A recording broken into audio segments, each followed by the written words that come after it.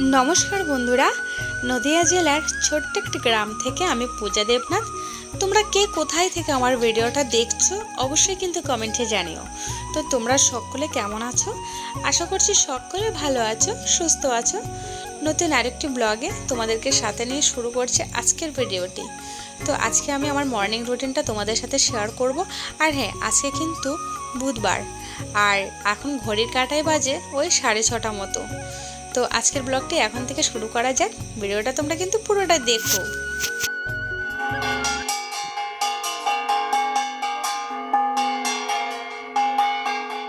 তো এদিকে দেখো আমার মনা পড়া থেকে এসেই স্নান করে পুজোটা দিয়ে দিচ্ছে, কারণ সকাল সকাল তো জলটা চলে আসে।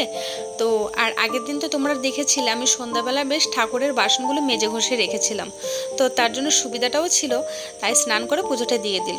বেশ মাঝে মধ্যে না ওর মাথা মুডটা যদি ভালো থাকে ওকে কাজ করার জন্য আমাকে একবারও বলতে হয় না, আর মাঝে মধ্যে বলতে বলতেও ও একটা কাজ করে না। এই আর কি, বাচ্চারা এমনই হয়। তো যাই হোক, মনা এদিকে স্নান করে পুজোটা দিয়ে আস্তে আস্তে স্কুলের জন্য রেডি হবে। আর এদিকে আমি রান্নাটা করে নেব। তো আজকে রান্না করব আমি কলার মোচা ভাজা। তো কলার মোচাটা আমি হলুদ আর লবণ দিয়ে হালকা সেদ্ধ করে নিয়েছি। আর এবার আমি ফোড়নে দিয়েছি 2টো শুকনো লঙ্কা, জিরে।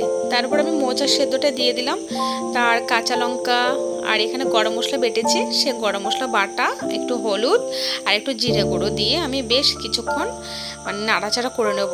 আর এর সাথেও না আমি একটুখানি চিনি দিয়েছি, অল্প করে একদম পরিমাণে। তো এতে করে টেস্টটা ভালো হয়, খুবই ভালো হয়। আর এই যে গরম মশলাটা বাটা গরম মশলাটা দিয়েছি না, এটা কিন্তু মোচার ঘন্টটা মোচা ভাজাটা খুবই ভালো হয় খেতে, খুবই ভালো হয়। তো আমি কিছুক্ষণ ঢেকে ঢেকে আমি ভাজাটা করে নিয়েছি। আর এখন আমার ভাজাটা একদম হয়ে গেছে, আমি একটা বাটিতে তুলে নেব।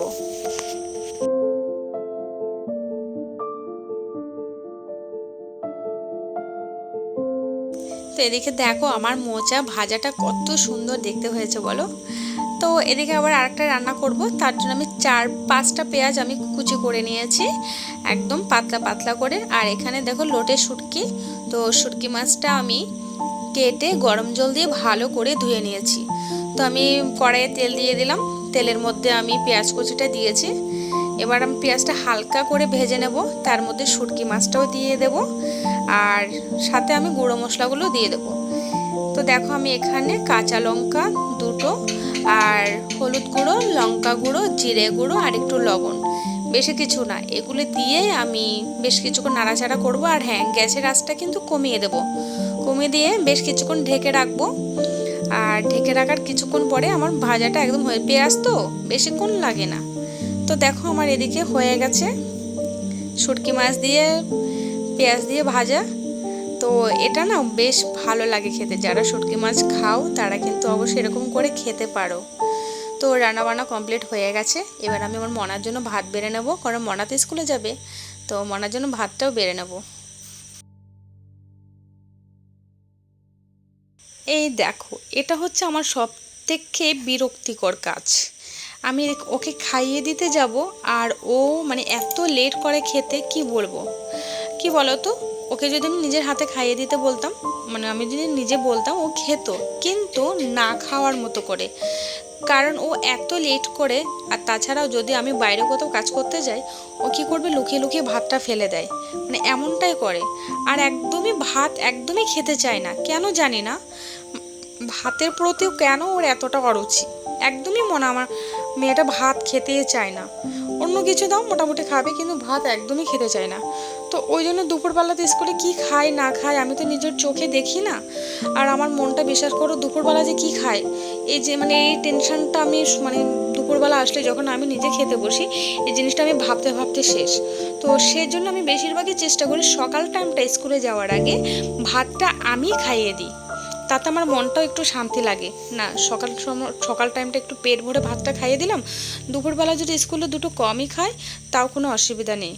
তো বিকালে আসলে বেশিরভাগ সময় যদি স্কুলে না খায়, তাহলে আমি ভাতটা খাইয়ে দিই আবার বিকালে, আর না হলে একদম রাত্রে। তো আমার মনা এদিকে দেখো আমি জলের বোতলটাও দিয়ে দিয়েছি, নাহলে আবার নিতে ভুলে যাবে। তো ও চলে যাচ্ছে স্কুলে। আর এদিকে দেখো গ্যাসটাও মুছে নেব। এই গ্যাস মোছাটা আমি প্রত্যেকটা ভিডিওতে সকালেই মানে রান্নাবান্না করার আগে আমি তোমাদের সাথে শেয়ার করি, কিন্তু আজকে একটু উল্টো উল্টো বলতে আজকে রান্নাবান্না সব কিছু কমপ্লিট করে তারপরে গ্যাসটা মুছে নিলাম। আর এখানে দেখো ভাতটাও আমি গাবলাতে নিয়ে নিয়েছি, শুটকি মাছটা আর আগের দিনের একটু মাছের ঝোল, আর এখানে দেখো তোমার মোচা ভাজা। তো সব কিছু এক সাইডে একদম গুছিয়ে সাইড করে রেখে দেবো। আর এই কাজগুলো আমি রোজই তোমাদের সাথে সকালে শেয়ার করি, কিন্তু আজকে আমার একটু উল্টো হয়ে গেছে, কারণ সকালে শেয়ার করিনি, কারণ আমি আগের দিন রাতের বেলা সব বাসন কোসন মেজে রেখেছিলাম। তাই আজকে একদম রান্না বান্না করে আমি ভাতটাও একটা গাবলাতে নিয়ে নিয়েছি আর তরকারিগুলো বাটিতে নিয়ে নিয়েছি, আর এখন বাসনগুলো ধুয়ে রোদে শুকোতে দিয়ে দেবো। তো বন্ধুরা, আজকের ভিডিওটা কেমন হয়েছে তোমরা অবশ্যই কমেন্টে বলবে। প্রতিদিনের মতো আজ তোমাদেরকে একটি কথা বলবো, ভিডিওটা যদি ভালো লাগে তাহলে প্লিজ আমার ছোট্ট পরিবারের সদস্য হয়ে আমার পাশে থেকো, আমাকে সাপোর্ট করো। তোমরা সাপোর্ট করলে আমি অবশ্যই এগোতে পারবো, তো এই বিশ্বাসটা আমার আছে। তো প্লিজ তোমরা পাশে থেকো, সাথে থেকো। আর আজকের ব্লগটি কেমন হয়েছে তোমরা কিন্তু অবশ্যই আমাকে কমেন্টে জানাবে। আজকে আমি তোমাদের সাথে আমার পুরো দিনের ব্লগটা শেয়ার করিনি, আজকে শুধু মর্নিং রুটিনটা তোমাদের সাথে শেয়ার করলাম। সকালে আমার মেয়ে যখন স্কুলে যাবে রান্না বান্না আর কী রান্না করলাম সমস্ত কিছু তোমাদের সাথে শেয়ার করলাম।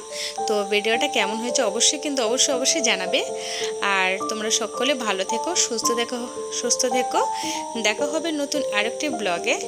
তো সকলকে টাটা, বাই বাই।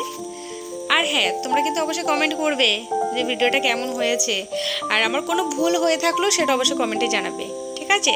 তো সকালে ভালো থেকো, সুস্থ থেকো, সকলকে টাটা, বাই বাই। দেখা হবে নতুন আরেকটি ব্লগে।